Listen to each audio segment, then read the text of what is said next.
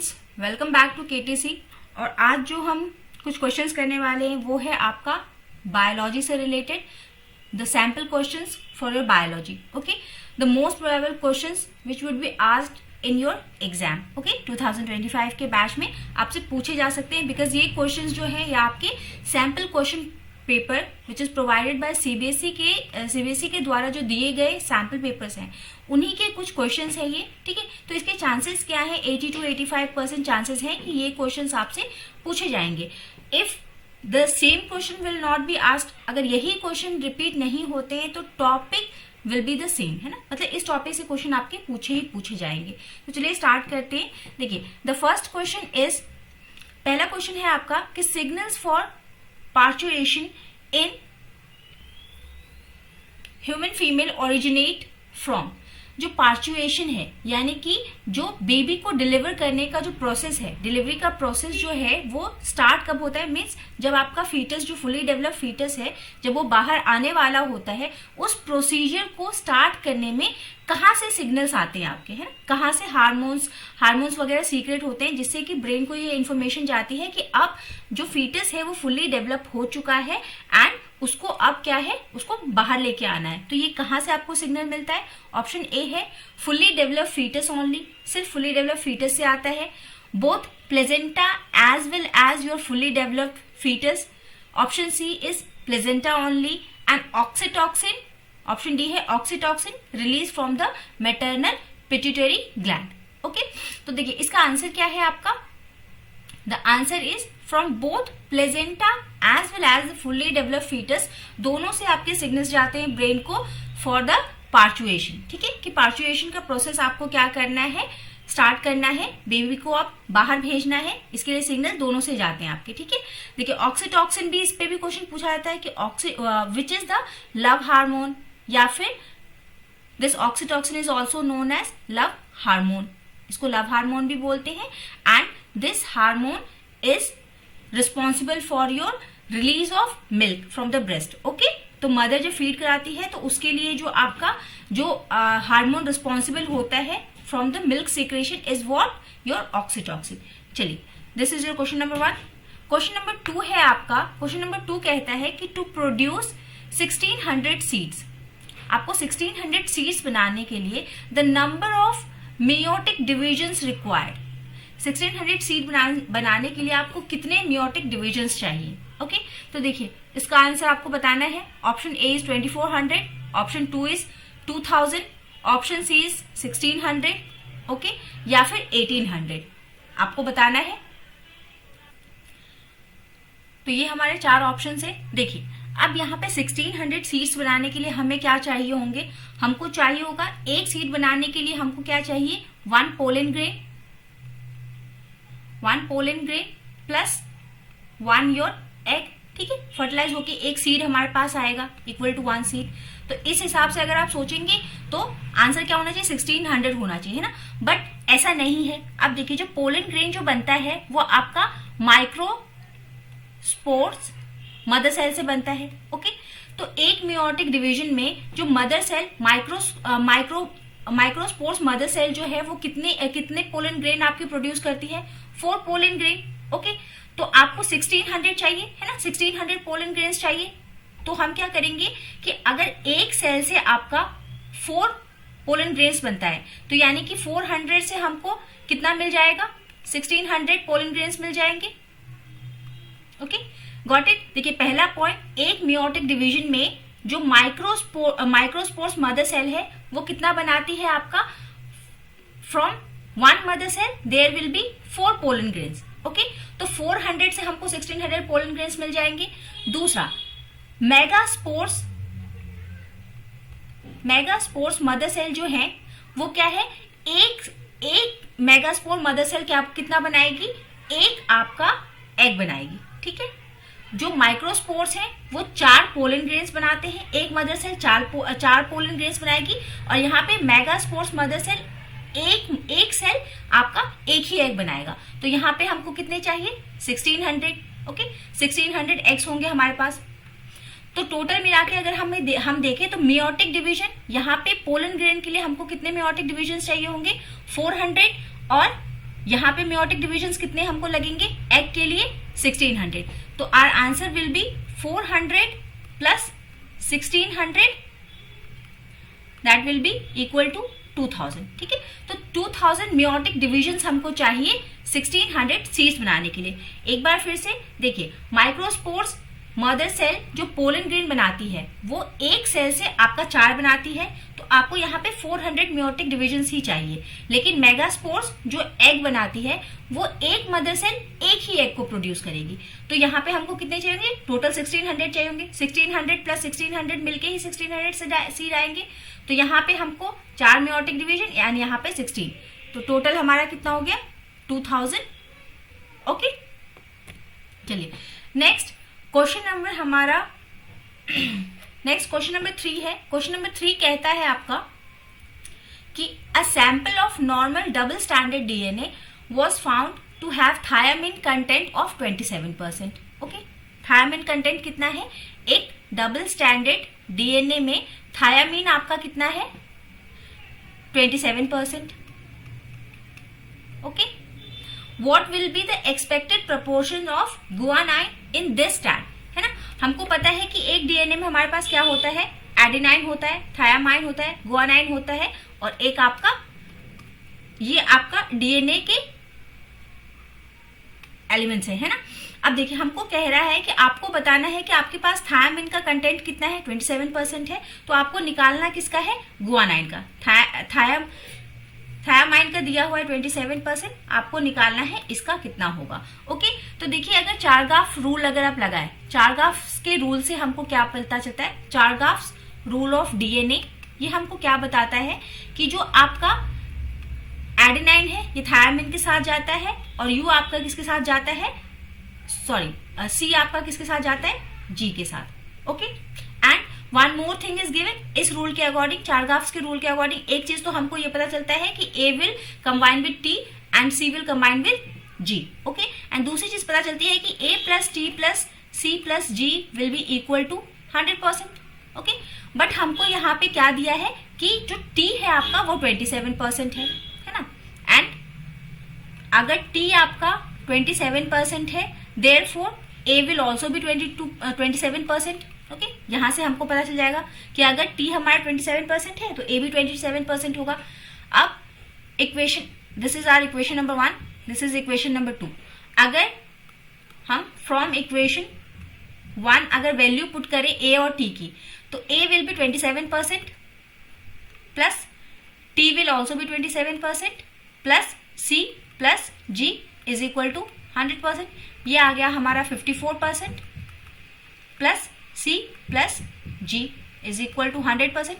इसको जब आप सॉल्व करोगे तो आपका सी प्लस जी कितना आ जाएगा, 100 minus 54, this is 6 and this will be your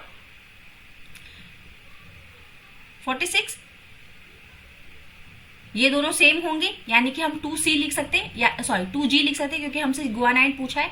तो 2G इज इक्वल टू 46%, यानी कि G will be equal to your 23%। Okay, समझ में आया कैलकुलेशन क्या किया। आपको यहाँ पे क्या लगाना है, चारगाफ का रूल लगाना है। जब आपसे प्रोपोर्शन पूछे किसी भी एक एलिमेंट का, हमको यहाँ पे थायामिन का दिया है, चारगाफ रूल एक आपको बात बताता है कि A will be equal to T and C will be equal to G। Okay, and दूसरी बात क्या बताता है कि A plus T plus C plus G is equal to 100। तो यहां से हमने इक्वेशन में वैल्यूज डाली और वहां से हमने क्या है, गुआनाइन का प्रोपोर्शन निकाल लिया, स्ट्रैंड में डीएनए स्ट्रैंड में कितना है। चलिए coming to the question number 4। Question number 4 कहता है कि ये आपका किससे है, जेनेटिक डिसऑर्डर से है ना, जेनेटिक्स चैप्टर का क्वेश्चन है आपका। तो ये चैप्टर्स आप ध्यान रखेंगे कहाँ कहाँ से सैंपल क्वेश्चंस उठाए गए हैं ना, तो इन चैप्टर्स पे आपका फोकस ज्यादा रहना चाहिए। देखिए क्वेश्चन नंबर 4 रीड करता है कि Suresh and Rajesh have defective haemoglobin due to genetic disorder. दोनों को हीमोग्लोबिन की दोनों को हीमोग्लोबिन की जेनेटिक डिसऑर्डर है। ठीक है, सुरेश का प्रॉब्लम क्या है कि the Suresh problem is qualitative. Suresh का प्रॉब्लम क्या है, क्वालिटेटिव है ना, मतलब कि गुण जो है उसमें कोई ना कोई दिक्कत है, उसकी फंक्शनिंग में दिक्कत है, उसके फीचर्स में दिक्कत है। और जो आपका राजेश है, उसका कैसा प्रॉब्लम है, क्वांटिटेटिव यानी कि काउंट में गड़बड़ी है ना, quantitative means numbers, qualitative means features qualities, and quantitative यानी क्वांटिटी बता रहा है ना, यानी कि numbers, quantity means your numbers will be involve there. तो कह रहा है सुरेश का प्रॉब्लम जो क्वालिटेटिव है, he is having incorrectly functioning of globin, जो ग्लोबिन है इसका जो होमोग्लोबिन है उसकी फंक्शनिंग में प्रॉब्लम है। वहीं राजेश का जो प्रॉब्लम है वो क्वांटिटेटिव है, he is having very few globin molecules. Okay, तो आपको बताना है कि दोनों को कौन सी बीमारी है ना, इस बेसिस पे बताना। पहली बात हमको क्या पता चला कि इनको जेनेटिक डिसऑर्डर है। दूसरी बात हमको क्या पता चली कि हीमोग्लोबिन में प्रॉब्लम है, उनके हीमोग्लोबिन में प्रॉब्लम है। सुरेश का क्वालिटेटिव है और राजेश का क्वांटिटेटिव है। एक की फंक्शनिंग गड़बड़ है और दूसरे के काउंट्स कम है। तो आपको अगर इन डिजीजेस की मतलब पता है, ठीक है, यहाँ पे दो ही डिजीज हमको दिख रही है, एक सिकल सेल एनीमिया दिख रहा है और एक थैलासीमिया दिख रहा है ना। तो देखिए थैलासीमिया क्या है आपका, थैलासीमिया एक ऐसा डिसऑर्डर है जिसमें क्या है आपका, देखिए पहले तो आपका option number C is correct. Sickle cell anaemia क्या है कि उसमें जो है आपका शेप जो है उसका शेप बदल जाता है, ठीक ना। सिकल सेल एनीमिया में उसका शेप बदल जाता है जिसकी वजह से वो क्या है कि ज्यादा हीमोग्लोबिन को वो बाइंड नहीं कर पाता, ऑक्सीजन बाइंडिंग की कैपेसिटी नहीं रह पाती, ठीक है। तो it is autosomal linked recessive trait. And वहीं पे राजेश को क्या है, थैलेसीमिया, ये भी ऑटोसोमल है। ऑटोसोमल एक ऑटोसोमल होता है और एक आपका सेक्स लिंक डिजीजेस होते हैं ना, यानी कि अगर आपके सेक्स क्रोमोसोम में अगर कोई दिक्कत आ जाती है तो वो सेक्स लिंक्ड हो जाते हैं, और अगर सेक्स क्रोमोसोम के अलावा अगर किसी क्रोमोसोम में दिक्कत है तो वो आपका ऑटोसोमल डिजीज हो जाता है। तो यहाँ पे राजेश को क्या है, थैलेसीमिया। थैलेसीमिया में आपका क्या होता है कि नंबर ऑफ हीमोग्लोबिन काउंट जो है वो कम हो जाता है, प्रोडक्शन उसका नहीं हो पाता। और सिकल सेल में क्या है कि हीमोग्लोबिन का शेप जो है, आरबीसी का शेप जो है वो आपका गड़बड़ हो जाता है, जिसकी वजह से उसमें हीमोग्लोबिन को की फंक्शनिंग में दिक्कत आती है, ऑक्सीजन बाइंडिंग में। ओके, चलिए coming to the next question. Next question कहता है कि in question number 5, in E. coli the lac operon gets switched on when the lactose is, option A is your present in a medium and it binds to the repressor, option B कहता है not present in the medium and the repressor binds to the operator, option C कहता है not present in the medium and RNA polymerase binds to the operator, and option D lastly the active lactose present in the medium binds to the RNA polymerase. Okay, तो देखिए यहाँ पे आपका ये lack operon है ना, ये क्या है, it is a group of genes, ठीक है। ये this lac operon is a group of genes present in your E. coli, ठीक है। E. coli क्या है, बैक्टीरिया है, हमारे बॉडी में पाया जाता है, is a group of genes, ठीक है, which is found in our E. coli, found in E. coli, ठीक है। ये इसका काम क्या होता है कि ये लैक्टोज से एनर्जी लेता है। कब लेगा, when it is present in a medium and it binds to the repressor, ठीक है। ये रिप्रेसर से बाइंड नहीं करता, ओके, सॉरी, ये it binds to the repressor, ठीक है। तो ये आपका हो गया लैक ऑपरेंट। अगर सिर्फ लैक ऑपरेंट पे क्वेश्चन आ जाए कि ये लैक ऑपरेंट क्या होता है, तो it is a group of gene which is found in your E. coli, it extracts energy from your lactose, ठीक है, इतना हम याद रखेंगे। चलिए next, coming to the question number 6, कह रहा है which of the following features shows the mechanism of sex determination in honey bee. Honey B में सेक्स डिटर्मिनेशन के लिए कौन सा मैकेनिज्म, कौन से फीचर्स आपके फॉलो होते हैं। तो पहला कहता है कि an offspring form from the union of sperm and egg develops as a female, but obvious, ठीक है, करेक्ट है, ये हमारा एकदम सही बात है कि union of sperm and egg जब होता है तो वो किस में डेवलप होता है, आपका फीमेल में डेवलप होता है। दूसरा कह रहा है male have half the number of chromosomes than that of the female, this is also correct कि हनी बी में जो मेल्स होते हैं उनके पास क्रोमोसोम्स जो होते हैं वो आधे होते हैं as compare to the females. उसके बाद कह रहा है कि मेल आर हैप्लॉइड्स, नो, गलत। All the workers and male are diploid having 16 chromosome, this is also wrong, ठीक है, ये भी गलत है आपका। तो इस हिसाब से आपका ऑप्शन कौन सा सही होता है, आपका ऑप्शन करेक्ट होता है, दिस इज ए, कि जो ऑफस्प्रिंग जो फॉर्म्ड होगा वो फीमेल होगा, ठीक है, and the male have half number of chromosomes as that of the female, ठीक है। ठीक है, चलिए नेक्स्ट क्वेश्चन कह रहा है कि यहां डायग्राम नहीं है, कह रहा है कि a fragment of DNA which is going to be transcripted the upper strand with the polarity of 3 to 5 direction is the template strand। आपको 2 टेम्पलेट स्ट्रैंड्स दिए हुए हैं, आपको बताना है कि ट्रांसक्रिप्शन के बाद, है ना, after transcription the mRNA can be represented as, mRNA मतलब मैसेंजर आरएनए कैसे रिप्रेजेंट होगा। आपको 2 स्ट्रैंड्स दिए हुए हैं, आपको बताना है कि जब ट्रांसक्रिप्शन हो जाएगा, एक होता है ट्रांसलेशन एंड एक होता है आपका ट्रांसक्रिप्शन। तो हमसे पूछ रहा है कि आफ्टर ट्रांसक्रिप्शन जो mRNA है यानी कि मैसेंजर आरएनए है वो कैसे रिप्रेजेंट होगा, है ना। हमारे पास 3 टाइप के आरएनए होते हैं, एक rRNA, एक mRNA और एक tRNA। हमसे यहाँ पे मैसेंजर आरएनए के बारे में पूछा हुआ है, ठीक है। तो देखिए यहाँ पे आप स्टैंड देख रहे हैं 3 to 5, 5 to 3 and next will be 3 to 5। तो हमको अच्छा पोलैरिटी आपको ये दी है तो इसके अगेंस्ट आपको जाना है, यानी कि अब हमारे पास जो आएगा 5 to 3 का आएगा, है ना।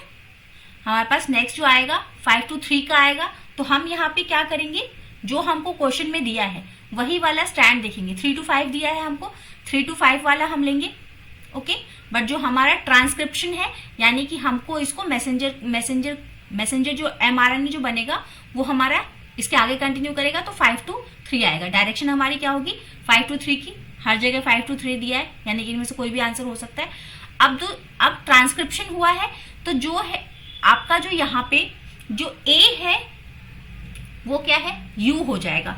बस जहां जहां पे ए है वहां वहां पे यू हो जाएगा, और बाद बाकी आपको अपोजिट पता है कि जो एज जो आपका टी है वो ए के साथ जाएगा और सी जो है आपका जी के साथ जाएगा। हमको यहाँ पे ए को रिप्लेस करना है with U because there is RNA. DNA में हमारा क्या होता है, डीएनए में हमारा एडेनाइन रहता है और यहाँ पे हमारा इसमें क्या आ जाता है यू आ जाता है आरएनए में, ठीक है। Got it. क्या बातें कही हमने, एक तो हमने ये बात कही कि बॉन्डिंग किसकी किसकी होती है, ए जाता है आपका टी के साथ, सी जाता है जी के साथ, ठीक। ये कहाँ पे होता है आपका, किस केस में होता है, डीएनए के केस में। आरएनए के केस में एक छोटा सा चेंज होता है कि जो ए है एडेनाइन है वो रिप्लेस हो जाता है यू से, तो U will bind with T and C will bind with G. इतना क्लियर है हमको। दूसरा हमको क्या बोला है कि डायरेक्शन हमारे पास 5 to 3 का होगा, ओके। तो आप देखिए कि कहाँ पे ए की जगह यू आया है, तो ये तो नहीं हो सकता, है ना। यहाँ पे ए है तो हम ए नहीं लेंगे क्योंकि ये ट्रांसक्रिप्ट हो रहा है, उल्टा लेना है, हमें उसके अपोजिट साइड वाला लेना है ना। तो ये क्या है, ये तो नहीं हो सकता, ये भी नहीं हो सकता। देखिए एक ही जगह से हमको आंसर पता चल गया कि ए की जगह पे हमारा यू आएगा, ठीक है, इसके साथ टी आएगा, ये जी के साथ सी, है ना, एंड सी के साथ जी जी, यानी कि this is are correct, okay. Next question कह रहा है idli dosa do rises due to the production of which of the following gases. जब हम उसका जो डो होता है इडली डोसा का वो क्यों आपका पफ्ड दिखता है ना, वो फूल जाता है ना, जब उसको ओवरनाइट आप उसको पीस के ओवरनाइट रखते हो तो वो क्या है पफीनेस आ जाती है, वो राइज कर जाता है अपने लेवल से। तो वो किस गैस की वजह से होता है, carbon monoxide, carbon dioxide, nitrogen monoxide या नाइट्रोजन डाइऑक्साइड। तो ये क्या होता है आपका कार्बन डाइऑक्साइड की वजह से उसमें पफीनेस आता है, वो राइज कर जाता है अपने लेवल से because of presence of carbon dioxide. चलिए next, the adaptive radiation lead to which of the following. अगर एडेप्टिव रेडिएशन हैं, फॉर एग्जाम्पल योर जापान वाला केस है ना, तो अगर एडेप्टिव रेडिएशन हैं तो उसकी वजह से क्या हो सकता है, increase competition among the species के बीच कॉम्पिटिशन बढ़ जाएगा, डिक्रीज्ड स्पीशिएशन रेट, स्पीशिएशन मतलब स्पीशीज का जो रेट है वो डिक्रीज हो जाएगा, limited morphological diversity among the species, नहीं, rapid divergence of trait among the population inhabiting in a given geographical area. That would be your correct कि आपका रैपिड डाइवर्जेंस दिखेगा ट्रेड्स ऑफ पॉपुलेशन, उनमें diversification दिखेगा, कुछ कम नहीं होगा बल्कि एडेप्टिव रेडिएशन है ना, मतलब कि पॉपुलेशन जो है उसके साथ अडेप्ट कर रही है, उसको स्वीकार कर रही है ना। तो अब यहाँ पे जो जापान में जो अब नई पॉपुलेशन आ रही ना, दे आर एडेप्टिव, क्योंकि वो रेडिएशंस कंटिन्यूअसली चलती आ रही हैं, तो population of that geographical area get used to it, वो उससे यूज टू हो गए हैं and they will show a rapid divergence of their traits. Okay, question number 10 कह रहा है during the secondary treatment of sewage which of the following changes in the effluent occur due to the flocs. Secondary treatment में आपका क्या हो जाता है, sewage का जब ट्रीटमेंट होता है तो उसमें क्या होता है आपका reduction in biological oxygen demand, increase in biological demand, decrease in DO, no change in DO और बीओडी। तो ये क्या होता है सेकेंडरी ट्रीटमेंट में, reduction in biological oxygen demand हो जाता है आपका, है ना। Biological oxygen demand is what, कि बीओडी का मतलब कि जो माइक्रो ऑर्गेनिजम्स हैं, है ना, उनको कितना ऑक्सीजन चाहिए, ऑर्गेनिक मैटर को ब्रेक डाउन करने के लिए कितना ऑक्सीजन, कितना अमाउंट ऑफ ऑक्सीजन चाहिए, that is your BOD. Okay, next coming to the question number 11। अब देखिए कुछ आपके ना क्वेश्चंस आएंगे MCQ type, you know that, फिर कुछ आते हैं असर्शन रीजन से, एंड फिर आपका short questions, long questions, that is your pattern of the question paper, है ना। नेक्स्ट क्वेश्चन नंबर 11 कहता है कि द सेल्स ऑफ टेपवर्म। चलिए ये क्वेश्चंस ना हम कल डिस्कस करेंगे अगले वीडियो में अपने, तब तक के लिए ये जो एमसीक्यूज हैं, देखिए हमने कौन कौन से टॉपिक कवर किए, ये आपका पॉल्यूशन वाले चैप्टर से है, ठीक है, देन योर डाइवर्सिटी वाले चैप्टर से, ओके, फिर आपका ये डीएनए वाला चैप्टर आपको ध्यान रखना है, मेंडल, ट्रेट, हेरिडिटी, है ना, 4-5 चैप्टर्स, ये भी आपका 4-5 चैप्टर जो है, जो आपका इवोल्यूशन एंड हेरिडिटी वाला पार्ट है उससे क्वेश्चन आया हुआ है, दैट इज अगेन, यानी कि जो ये आपका इवोल्यूशन वाला चैप्टर है ना, this is most important, okay, and फिर योर आपका रिप्रोडक्शन, ठीक है। तो ये चैप्टर्स जो है आपको बहुत ज्यादा अच्छे से प्रिपेयर कर लेने। From tomorrow we will going to discuss the assertion and reason type question, उनको डिस्कस करेंगे, थोड़ा डिटेल में डिस्कस करेंगे कि काफी ज्यादा चीजें जो है, काफी पॉइंट्स जो है आपके कवर हो जाए वहां से, ठीक है। चलिए, thank you everyone, have a nice and wonderful day. If you have any query, कोई भी क्वेरी है, कोई भी डाउट है, if you want to ask something else, ठीक है, स्टडी और कुछ स्टडी करना है तो you can do the comment in the comment section, ठीक है। चलिए, thank you everyone, have a nice and wonderful day.